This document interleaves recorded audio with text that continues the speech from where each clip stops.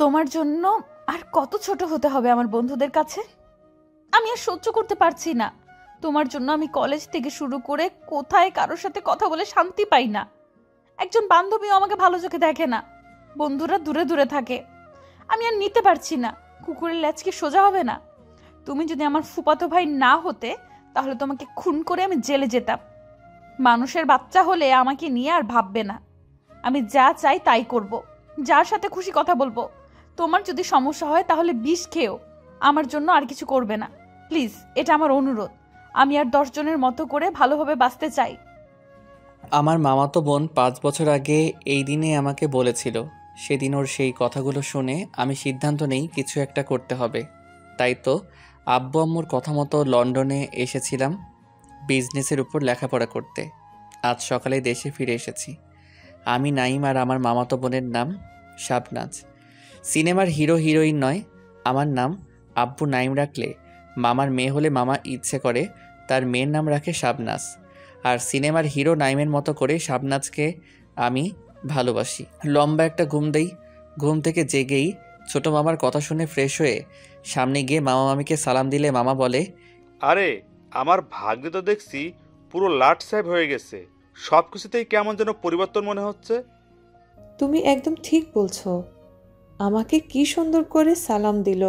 আমি তো ভাবতেই পারছি না এটা আমার সেই নাইম। আজ তো তোমার জন্য আমার গর্ব হচ্ছে বাবা। ভাইয়া, তুমি তো অনেকটা হালকা হয়ে গেছো দেখছি। এই মেয়েটা কে মামি? আমি তো চিনতে পারলাম না। তোমাদের সাথে এসেছে বুঝি? আরে বাবা, তুমি এই 5 বছরে ওকে ভুলে গেছো? ও তো শাবনাজ। ও শাবনাজ। পিচিটা তো দেখছি বেশ বড় হয়ে গেছে। লেখাপড়া কি চলছে? তোমরা কথা বলো, আমরা তোমার মা বাবার সাথে একটু কথা বলবো। তুমি কি আমার মা বাবার সামনে লজ্জায় অমন না চেনার ভান করলে? না চেনার ভান করব কেন? আমি তো সত্যি সত্যি চিনতে পারিনি। আর নামটাও তো ভুলে গিয়েছিলাম। এখন মামি যদি নামটা না বলতো তাহলে তো মনেও করতে পারতাম না। আমার আবার স্মৃতিশক্তি কম। তুমি কি আমার সাথে মজা করছো না ভাব দেখাচ্ছ? আমি কিন্তু কষ্ট পাচ্ছি। আমি তোমাকে চিনতে পারিনি, এতে কষ্ট পাওয়ার কি আছে? এখন তো চিনেছি তুমি আমার ছোট মামার মেয়ে। এর বাইরে কি আর কোনো পরিচয় আছে? শুধু কি এইটুকুই? আমি তোমার কাছে কি ছিলাম সেসব কি তুমি ভুলে গেছো? সত্যি আমি কিছু মনে করতে পারছি না। তুমি আমার কথায় কিছু মনে করো না। আমি ভিতরে যাচ্ছি। মামা মামির জন্য কিছু জিনিসপত্র নিয়ে এসেছি, সেগুলো দিতে হবে। মামা মামির কথা মনে আছে, অথচ আমার কথা তোমার মনে নেই। তুমি তো দেখছি খুব বাচাল ধরনের একটা মেয়ে। আমি আমার 2 মামা মামি ও মামাতো বোন পপি আপুকে চিনি। আমি এই 3 জন আর 2 মামাতো ভাইকে ছাড়া আর কাউকে তো চিনি না। নানা নানি তো অনেক আগে পৃথিবী থেকে বিদায় নিয়েছেন। আমি বুঝতে পেরেছি তুমি আমার সাথে ইচ্ছে করে এসব করছো। ঠিক আছে, এখন চলো ভেতরে যাই।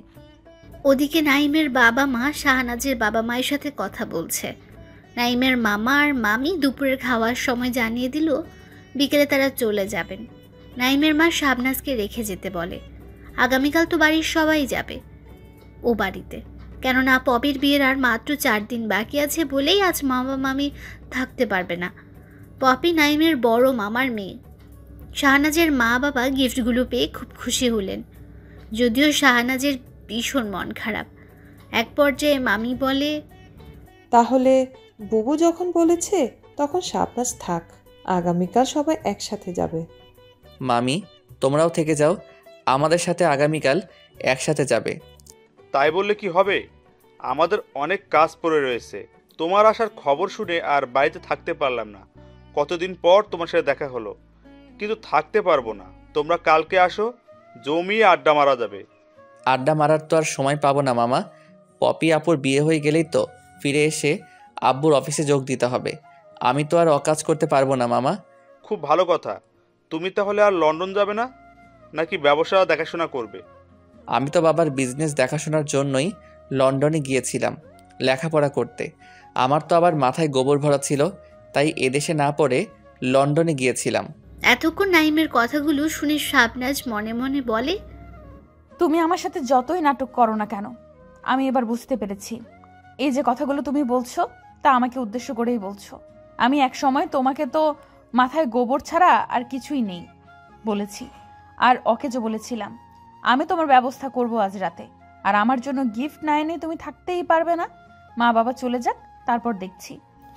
বিকেলেই নাইমের মামা মামি চলে যায়। সন্ধ্যার পরে নাইম ছাদে বসে সিগারেট টানছে। শাবনাজও ছাদে উঠেছে। নাইমকে সিগারেট টানতে দেখে শাবনাজ এক ছটকায় সিগারেটটা নিয়ে ফেলে দিয়ে বলে, এসব কিসের নাটক হচ্ছে আমার সাথে? আর তুমি এসব ছাইপাশ খাওয়া কবে থেকে শিখলে? জানো না ধূমপান ক্ষতিকর? প্রথমত, আমি তোমার সাথে নাটক কেন করব? তুমি তো আমার মামাতো বোন। আর আমি সিগারেট খেলে তোমার কি সমস্যা? আমার অনেক সমস্যা। তুমি কি সবকিছু ভুলে গেছো? তোমার কি কিছুই মনে নেই? এসব কি হচ্ছে? আমি তো তোমাকে ঠিকমতো চিনতেও পারছিলাম না। ভাগ্যিস মামা মামি সাথে এসেছিল, তা না হলে তো তোমাকে চিনতেও পারতাম না। তোমার কথা তো ভুলেও গিয়েছিলাম। এই দেখো, সবার জন্য গিফট নিয়ে এসেছি, অথচ তোমার জন্য কিছুই আনতেই ভুলে গেছি। কারণ আমি তো ভুলেই গেছি যে শাবনাজ নামে আমার একটা মামাতো বোন আছে। আমি বুঝতে পারছি তুমি আমার উপর রেগে গিয়ে প্রতিশোধ নিচ্ছ। তুমি কি গায়ে পড়ে আমার সাথে ভাব দেখাতে এসেছো? আমি কিন্তু এগুলো শুনতে চাইছি না। আমি সত্যি সত্যি কিছু মনে করতে পারছি না।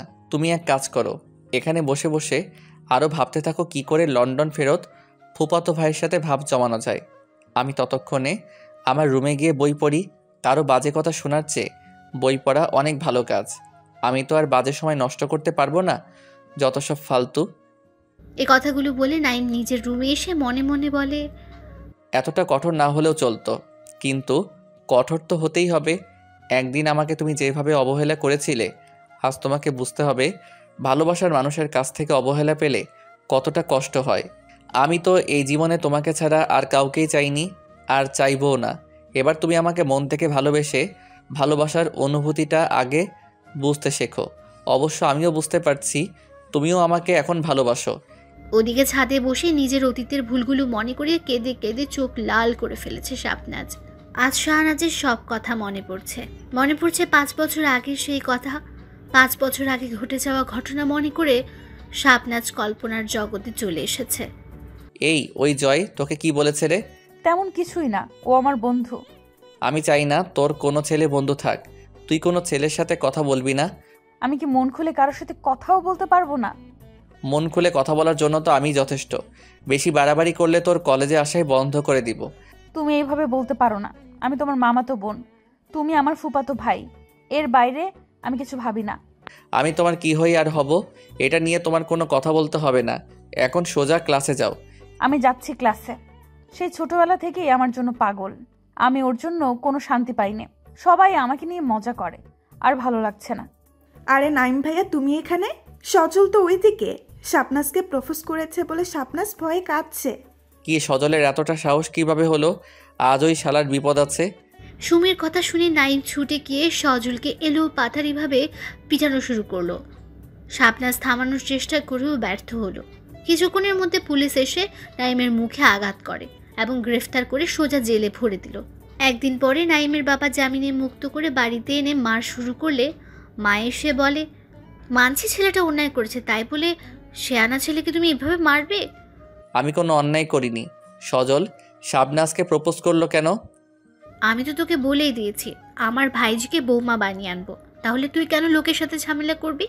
কেউ প্রপোজ করলে কি সম্পর্ক হয়ে যায়?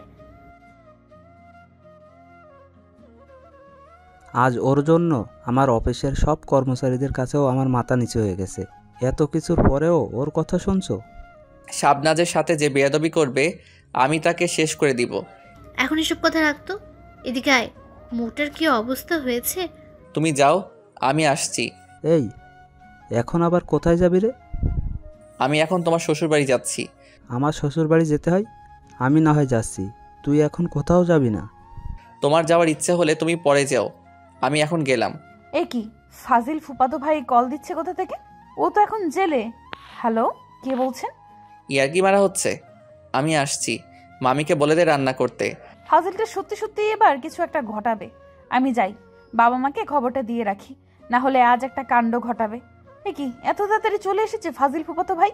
মনে হচ্ছে বাড়ির কাছাকাছি এসে ফোন দিয়েছে। আজ কলেজে যাসনি কেন? কিভাবে যাব? তোমার জন্য তো আমার ঘরের বাইরে যেতে পারছি না। আমি একা নয়, আমার মা বাবা দুজনেই চুপচাপ বাড়িতে বসে আছি। তুমি এমন একটা কাজ করেছো, বাইরে কোথাও মুখ দেখাতে পারছি না আমরা। নাইম, এসেছিস? এ কি অবস্থা তোর? তুই এসব কেন করিস? আমরা তো তোকে বলেই দিয়েছি শাবনাজকে তোর সাথেই বিয়ে দিব। আমরা কি একটা লজ্জায় পড়েছি, তা বলে তোমাকে বোঝাতে পারবো না। মুখের একই হাল হয়েছে, এক্ষুনি রুমে আয়, মুখে আগে অ্যান্টিসেপটিক লাগাতে হবে। আপনাদের কিছুই করতে হবে না, ও আজ কলেজে যায়নি। বেশ, মেনে নিলাম, কাল থেকে যেন কলেজ কামাই না করে। ঠিক আছে বাবা, তাই হবে। এখন তুমি বসো, আমি তোমার জন্য রান্না করছি, খেয়ে যাবে, রুমে গিয়ে বিশ্রাম করো। এই তোমাদের সবার ইন্ধন পেয়ে না তোমাদের আদরের ভাগ্নে আজ বিগড়ে গেছে, সেই সাথে হিতাহিত জ্ঞান হারিয়ে ফেলেছে। 2 দিন পরে যার বউ হবি তাকে বাজে কথা বলাটা কি ঠিক হচ্ছে? মাথার মধ্য থেকে ওসব চিন্তা কি বাদ দেওয়া যাবে না? আলবৎ যাবে। আগে চল, আমার মুখে ড্রেসিং করে দিয়ে ওষুধ লাগিয়ে দিবি। তাহলে আমাকে কথা দিতে হবে, আজ থেকে আমার জন্য আর কারোর সাথে মারামারি করা যাবে না। কথা দিতে পারবো না, তবে চেষ্টা করে দেখব, অবস্থা বুঝে ব্যবস্থা করব। দুপুরে মামির রান্না করা খাবার খেয়ে বাড়ি ফিরে যায় নাইম। তারপর 1 মাসে যে কতটা ছেলেকে বেধড়ক মারধর করেছে তা বলা মুশকিল। তাই তো এবার খেপে গিয়ে শাবনাজ বলে, তুই একটা কুত্তা, কুত্তার লেজ কি কখনো সোজা হয়? এইভাবে একের পর এক ছেলেদের বিনা দোষে মারধর করে নিজেকে আর কত নিচেই নামাবি? তুই নামছিস নাম, কিন্তু আমাকে কেন ছোট করা হচ্ছে? আমি আর কিছু চাই না। আমি আজকেই বাড়িতে ফিরে বাবাকে বলবো, সে যেন তার লম্পট ভাগ্নেকে জানিয়ে দেয় আমার পেছনে যেন কুকুরের মতো ঘুরঘুর না করে। আর যদি এভাবে অন্যায় করতেই থাকো, তাহলে আমি নিজে এবার সুইসাইড করতে বাধ্য হব। তোমাকে আর কিছুই করতে হবে না, এবার যা কিছু করার সবটাই আমি নিজেই করব। তুমি কি করবে তা আমার বুঝতে বাকি নেই। আমি শুধু একটা জিনিস চাই, আর সেটা হলো তোমার এই পাগলামির হাত থেকে মুক্তি। তুমি তোমার পাগলামিটা বন্ধ করো। বললাম তো, তুমি এবার শান্তি পাবে। আজ তুমি আমার মুখের উপর কথা বলার যে সাহস দেখালে, তাতে করে তো তোমাকে শান্তি দিতেই হবে। আমি আসছি। 5 বছর আগে ঘটে যাওয়া ঘটনাগুলো এভাবে কল্পনা করে শাবনাজ এবার কাঁদতে কাঁদতে মনে মনে বলে, সেই দিন নাইম আর কোনো কথা না বলে বাড়িতে ফিরে আসে। 1 সপ্তাহ পরে আমরা জানতে পারি ও লন্ডনে চলে গেছে, অথচ যাওয়ার আগেও আমাকে ফোন দেয়নি। গত 5 বছরেও আমার কাছে ফোন দেয়নি বা কোনো চিঠিও পাঠায়নি। আমি বুঝতে পারছি সেদিন আমি ভুল করেছিলাম। আমি সেদিন তোমার ভালোবাসা বুঝতে পারিনি ফুফাতো ভাই। আর যখন বুঝতে পেরেছি তখন আর তোমাকে ছাড়ছি না। 5 বছর আগে তুমি ঠিক যেভাবে আমাকে জ্বালিয়েছিলে, এবার আমিও তোমাকে সেভাবেই জ্বালাবো। আমি বুঝতে পেরেছি কাউকে ভালোবাসলে তার কাছ থেকে সাড়া না পেয়ে অপমানিত হওয়ার কষ্ট কতটা যন্ত্রণাদায়ক। এই আমি আসছি তোমার রুমে, তোমার বেডে। এটা কি হলো? ছাড়ো আমাকে, আমি কিন্তু মাকে ডাকতে বাধ্য হব। যাকে খুশি তাকে ডাকতে পারো, আমার কোনো আপত্তি নেই। আমি যা চাই তাই এবার আদায় করে নিব। একদম চুপটি করে থাকবে, আমাকে বাধা দিয়ে লাভ হবে না। মামাতো বোন, আমি তো এইভাবেই তোমাকে পেতে চেয়েছিলাম আরও 5 বছর আগে, কিন্তু তুমি সেটা বুঝতেই পারোনি। আর যখন বুঝতেই পেরেছো তখন তোমার যা খুশি তাই করো, আমি বাধা দিব না, কিন্তু তাই বলে ধরাও দিব না, তোমাকে আরও একটু কষ্ট দিব। এভাবে আদর করতে করতে রাত যে 12টা বেজে গেছে তা বুঝতে পারেনি শাবনাজ। যখন বুঝতে পেরেছে তখন অন্য রুমে না গিয়ে নাইমের পাশে ঘুমিয়ে পড়ে। তারপরও নাইম ধরা দিল না। হতাশ শাবনাজ। পরের দিন সবাই চলে এসেছে শাবনাজের বাড়িতে। মামি পায়েস রান্না করেছে নাইমের জন্য। শাবনাজ নিজের হাতে করে নাইমের গালে তুলে দিলেও কোনো সাড়া দিল না নাইম। এভাবেই সারাদিন কেটে গেল। রাতে নাইম মনে মনে ভাবে আর কষ্ট দেওয়া ঠিক হবে না তাকে। নাইম একা একটা রুমে শুয়েছে, অথচ শাবনাজ সবার সাথে একটা রুমে কোনোরকমভাবে ঘুমিয়ে পড়ে। নাইম মাঝরাতে ওই রুমে গিয়ে শাবনাজকে কোলে করে নিচের রুমে নিয়ে এসে ব্যাডে শুয়ে দিয়ে আলতো করে শাবনাজকে কিস করলো। শাবনাজ ঘুমের ভান করে থাকে আর নাইম ইচ্ছে মতো আদর করতে থাকে। একসময় আর নিজেকে ধরে রাখতে না পেরে শাবনাজ নাইমের গলা জড়িয়ে ধরে বলে, হঠাৎ করে কি তাহলে আমাকে চিনে ফেলেছে আমার ফুফাতো ভাই? অনেক নাটক হয়েছে, আর বনিতা করার দরকার নেই। এমনিতেই অনেক মিস করেছি, আজ আর মিস করতে চাই না। আজ বিয়ে ছাড়াই বাসর হবে। প্লিজ, এটা থেকে বিরত থাকতে হবে এখন। ফিরে যখন এসেছো তখন আর তো মাত্র কয়েকটা দিন। আমি নিজেই আমাকে তোমার কাছে সঁপে দিব, তখন তুমি যা খুশি করবে, আমি বাধা দেব না। তোমার কথা আমি শুনবো না। আমি আমার বন্ধুদের কাছে একটা মেসেজ দিতে চাই, ওরা যেটা বলবে সেটাই হবে। বন্ধুরা, এখন তোমরা বলে দাও আমি এখন কি করব? ধন্যবাদ সবাইকে আমাদের পাশে থাকার জন্য।